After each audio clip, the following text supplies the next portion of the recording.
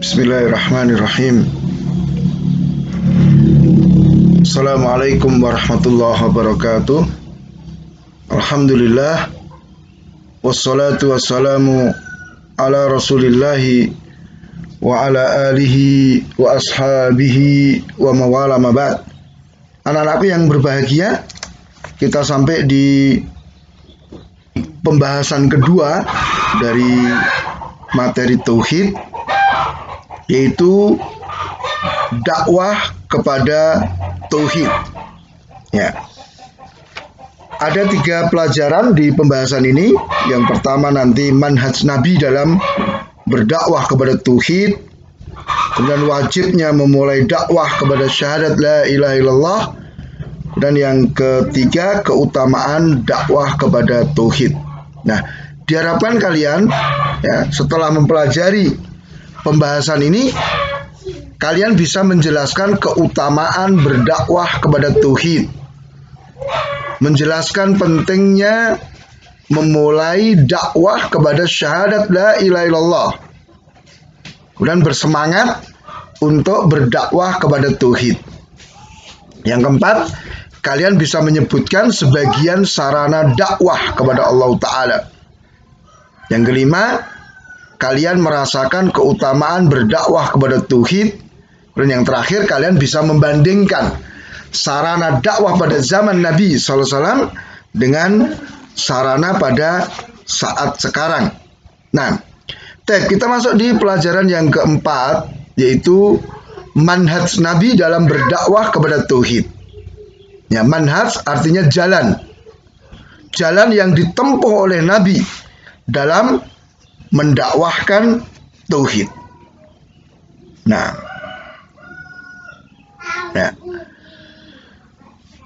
Allah Tabaraka wa Ta'ala mengingatkan kita di surat Yusuf 108. Qul hadhihi sabili ad'u ilallah ala basiratin ana wa manittaba'ani. Katakan, wahai Rasul, katakan kepada manusia, inilah jalanku. Aku mengajak manusia kepada Allah di atas basirah, aku dan orang-orang yang mengikutiku. Ya, jadi Rasul sallallahu alaihi wasallam jalannya adalah mengajak manusia kepada Allah, yaitu mengajak manusia untuk beribadah hanya kepada Allah Tabaraka wa Ta'ala, meninggalkan peribadatan kepada selain Allah. Dan dakwah itu dilakukan oleh Rasul di atas basirah, yaitu di atas ilmu, di atas dalil. Ya, jadi dakwah itu tidak boleh pokoknya, ya tidak boleh, tapi harus didasari dengan ilmu dan dalil. Kemudian Allah ingatkan, ana wa manittaba'ani, aku dan orang-orang yang mengikutiku. Maka berarti di sini ciri tanda pengikut Rasul sallallahu alaihi wasallam yaitu apa? Mereka juga berdakwah sebagaimana Rasul, yaitu mengajak manusia untuk bertauhid. Ya, memperingatkan manusia dari kesyirikan. Nah, dan dakwah ini adalah apa? Perkara yang sangat utama. Ya. Sampai dikatakan nanti di salah satu ayat, yaitu apa? Wa man ahsanu qaulan mimman da'a ilallah wa amila salihan wa qala innani minal muslimin. Siapa yang lebih baik ucapannya dibanding dengan orang yang mengajak kepada Allah dan dia juga mengerjakan amal soleh. Jadi ucapan yang terbaik adalah ketika orang itu berdakwah, mengajak manusia untuk taat kepada Allah Tabaraka wa Ta'ala. Kemudian Rasulullah SAW dalam berdakwah itu berjalan di atas 4 prinsip. Yang pertama adalah ikhlas. Jadi seorang dai harus meniatkan dakwahnya mencari pahala dari Allah, bukan untuk mencari popularitas, bukan untuk mencari harta, tidak. Tapi semata-mata apa? Ad'u ilallah, aku mengajak kepada Allah Ta'ala. Mengharapkan pahala hanya dari Allah Ta'ala. Kemudian yang kedua, da'i itu harus berilmu. Ala basiratin, di atas ilmu. Ya. Sebab seorang da'i kalau tidak punya ilmu, apa yang akan didakwahkan? Nah, maka ilmu di sini terdiri dari materi yang akan disampaikan, ilmu tentang siapa yang didakwai, ilmu tentang bagaimana cara menyampaikan dakwah. Nah, kemudian dengan hikmah, yaitu dengan tindakan yang tepat. Ya, seorang dai harus meletakkan sesuatu pada tempatnya. Ya, dikatakan dalam ayat yang lain apa? Ud'u ila sabili rabbika bil hikmati wal mau'izatil hasanah wajadilhum billati hiya ahsan. Ya.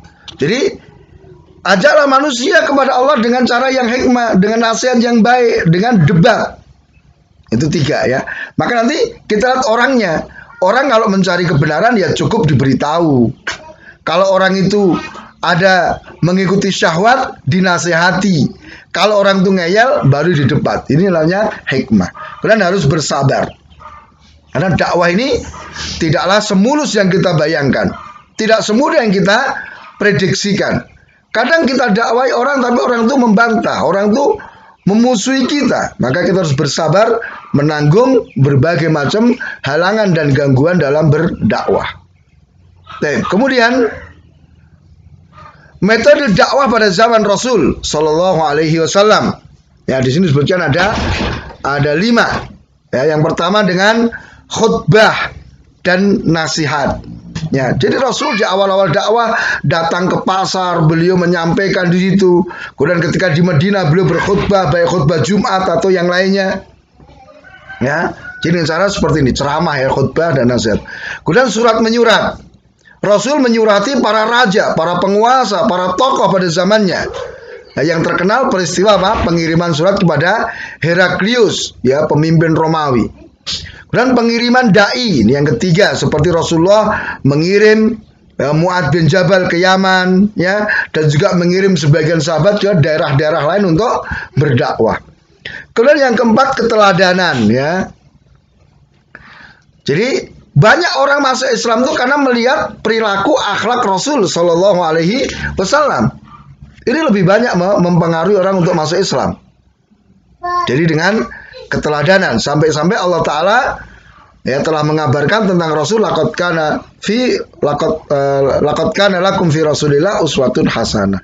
Sungguh telah ada untuk kalian pada diri Rasul itu teladan yang baik. Ya, keteladan Rasul dalam segala hal, ya. Kemudian membuat permisalan. Jadi untuk memudahkan manusia memahami apa yang disampaikan, maka Rasul itu sering kali membuat permisalan untuk menjelaskan sesuatu. Jadi misalnya untuk menjelaskan bahwa nanti kita akan melihat Allah pada hari kiamat, beliau misalkan dengan kita melihat bulan di waktu bulan purnama yang tidak ada mendung, sedemikian jelas dan tidak berdesak-desakan. Itu salah satu permisalan. Banyak sekali permisalan yang lainnya. Adapun sarana dakwah pada hari ini banyak banget, ya. Seperti sekarang ada sarana perhubungan modern, ya, media sosial, ya, ada WhatsApp, ada Instagram, ada Facebook dan yang lainnya. Ini bisa digunakan, ya, telepon. Ya, kemudian ada media massa, ya, koran, televisi, YouTube, ya. Kemudian ada lembaga-lembaga dakwah, yayasan dan sebagainya. Dan juga ada buku, kaset, CD, ya, pameran, ya, sekarang ada flash disk juga, dan banyak lagi, ya, hal-hal yang bisa kita gunakan untuk melakukan dakwah, mengajak manusia taat kepada Allah Ta'ala. Ya, dulu kalau mau dakwah kita harus jalan kaki atau naik onta, ya kan, naik hewan. Sekarang kita naik kendaraan, ya, naik motor paling enggak, naik mobil, pesawat, sehingga dakwah ini sekarang dimudahkan oleh Allah Ta'ala dengan berbagai fasilitas. Tinggal ayo kita membekali diri kita dengan keikhlasan, dengan ilmu, dengan semangat, kesungguhan untuk mengajak manusia taat kepada Allah Ta'ala. Demikian, subhanakallahumma bihamdik, asyhadu an la ilaha illa anta astaghfiruka wa atubu ilaik. Wassalamualaikum warahmatullahi wabarakatuh.